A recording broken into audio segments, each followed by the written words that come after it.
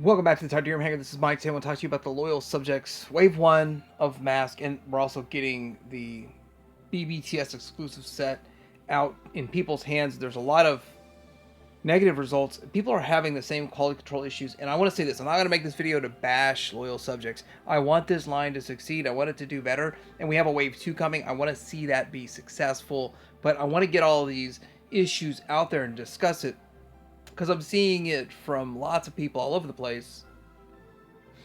I'm not making this stuff up, but don't have these in hand at all. And so I'm going off of what everybody else is saying and showing their pictures and videos and all of that to discuss this. And then there's some really strange stuff. Like, you would think there'd be some sort of, we're going to fix this, that, and another. We're going to make this up to the customer. And then we get whatever this is from Loyal Subjects. It's really strange. And you know, again, I'm not here to bash Loyal Subjects and what they're doing with this line.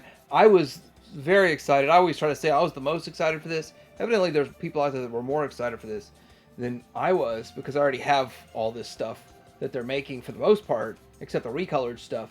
But let's get into talking about this, the issues that everyone's having, the quality control, and then I'm going to get into what possibly can BBTS be doing, because the Loyal Subjects really didn't do anything, but what's BBTS going to do about this? Because this is a big, serious issue coming up.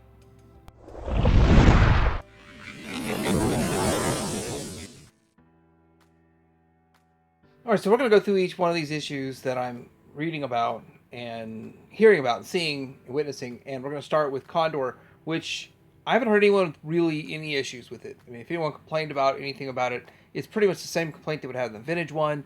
So with that, I think this is the most simplistic. It's the easiest one to make, and at the same time, it's, aside from the box, it's the least necessary of all of them. But I still have one ordered, paid for. It's going to get shipped to my pile of loot, probably in like a month or two. But yeah, it's one of those that it's pretty hard to get this one wrong and mess it up. There's not much to it, and no springs. It's all just basically simple hand mechanics. So good job there. Yeah. Condor. The Kinder box would have said manual conversion or something like that. Next up, we have the Thunderhawk. So I have this ordered, paid for, and everything myself, and ready to get it shipped whenever I ship my pile of loot. And I'm going to keep that order in. I'm not canceling that. And I want to say that this one here has two issues that really most people are complaining about, and it's not really that big of a deal. The spring isn't strong enough to pop both doors open at the same time, but you could just literally bend the spring and then put it back into the doors. It's not a big deal. It's a simple enough fix.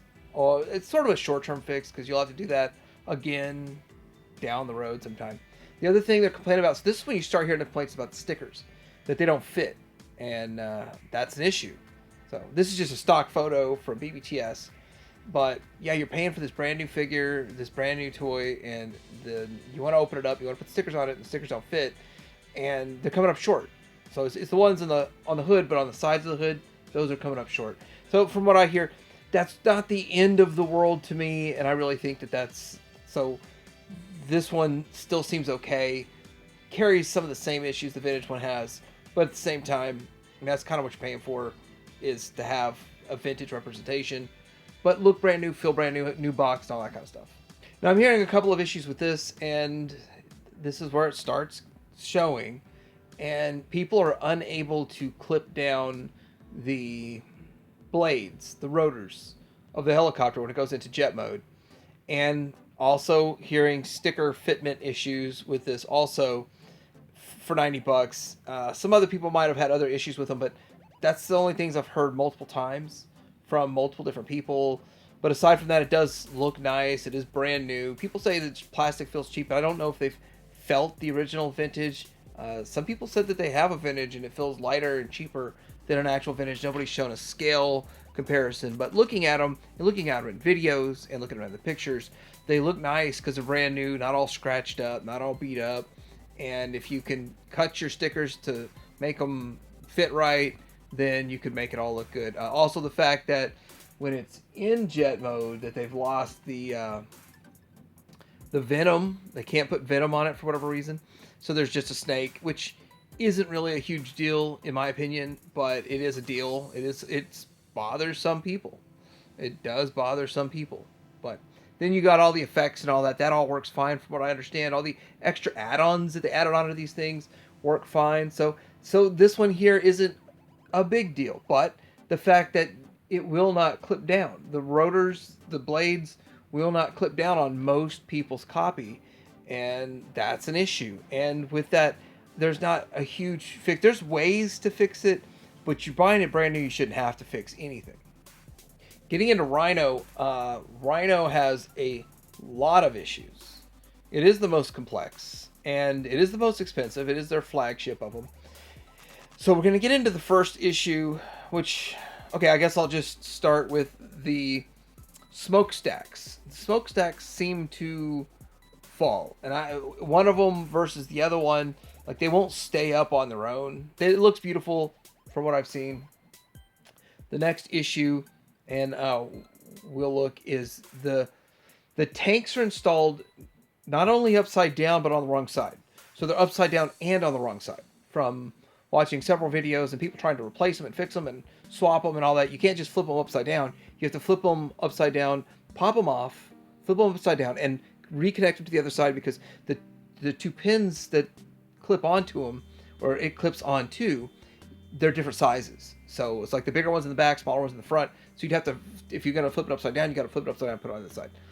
But this is 100% Loyal Subject's fault, not at all the factories, and I'll tell you why. I'm going to try to get this in editing to where it's visible enough, but if you look at, on the left is the picture of their actual product Rhino, and on the right is the artwork, which I'm assuming they straight up just cut and pasted from the vintage, but it shows the tank correctly installed on the artwork, but it shows it incorrectly installed on the actual item you're going to receive.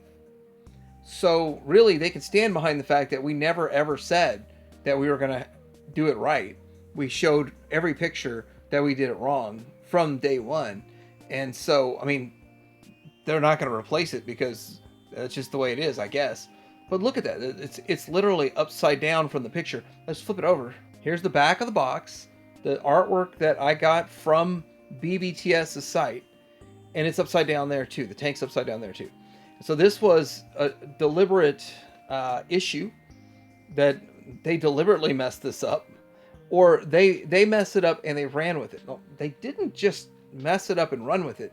It's not like a QC error. They're like, oh, we had it right, but the factory messed up. It's a QC error as they designed it wrong. Let's show this. Okay, this is a screenshot from a YouTube channel, Crabok. So look where he's pointing. I don't think he's deliberately trying to point that, but they molded the plastic insert tray, the cover, the clear cover, to line up with an incorrectly upside down installed tank. So if you do fix this and flip it around correctly, guess what? You're not going to be able to put it back in the box without severe resistance, because it's not going to match up to the tray. That's crazy. Like, as I started seeing all this, it's just like blowing my mind that there's so many small errors going on. So if you have this problem and you want to keep it in the box, just leave it alone, I guess. Will we ever see it correct in the future on a future run? I don't know. Plus, since I got this picture up, I truly believe they could have put Scott and T-Bob in a card back with a blister and put it underneath this whole plastic shell, and it would have been fine, with maybe some sort of a cardboard something to support it, not let it get damaged. It would have worked, because there's plenty of open space underneath this thing, but they didn't. And so what they did is they completely did a whole new tray from the version 1 of Rhino, which that's strange to me. Like, why would you not give it to us in a card bag with a bubble, which isn't really that expensive? I don't know. There's just a lot of weird choices they're making for such high price. I mean, these are effectively Fans Toys price point for items. Like, Fans Toys is the high price point Masterpiece Transformers, this is high price point M.A.S.K vehicles. Now this is a picture from Optibotimus showing his actual item, and I want to do this so we'll move on from this tank issue, but I do want to showcase that from my own video.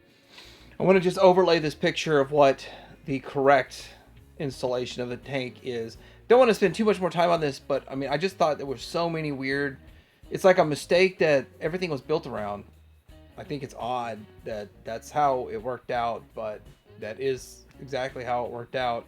So you can see how the vintage one is in my small picture of just the tank versus the one that got installed. So now we can move on to talking about Paul Optibotimus. If you want to see his review, very honest review, very thorough review over there on his channel, Optibotimus. And I like Paul, he does good work, he's a good guy. Now, checking this out, his biggest issue with this, and there's many, and it does mirror what I'm seeing in these Facebook posts, is that the ramming feature won't clip back in for him. Now, I've seen that on some people. That's like a 50-50. That's a roll of the dice. Some people have that issue, some people don't. But he literally clipped it back in, and it did look like, because he was holding the back of it to clip it back in, that he might have been bumping the button. So he pulled his hands off of it, and after 2 or 3 seconds, it popped back out.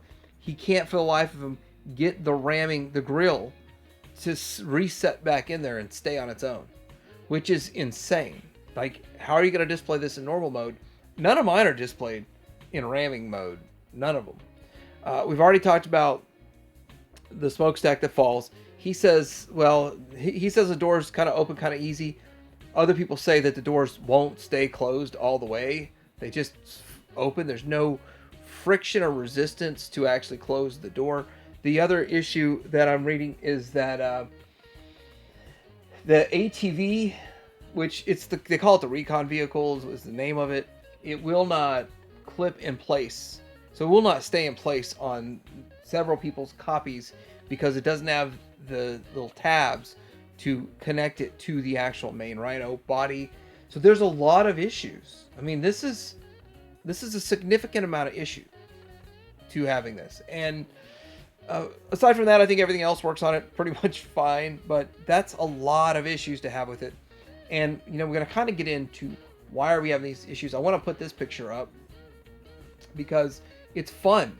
Like, I get too excited, how excited I am to see a picture of just an ocean of this. I would love to walk into Walmart and see this. I don't know who toypanic.com is, but they had this picture and I just sniped it, and there it is.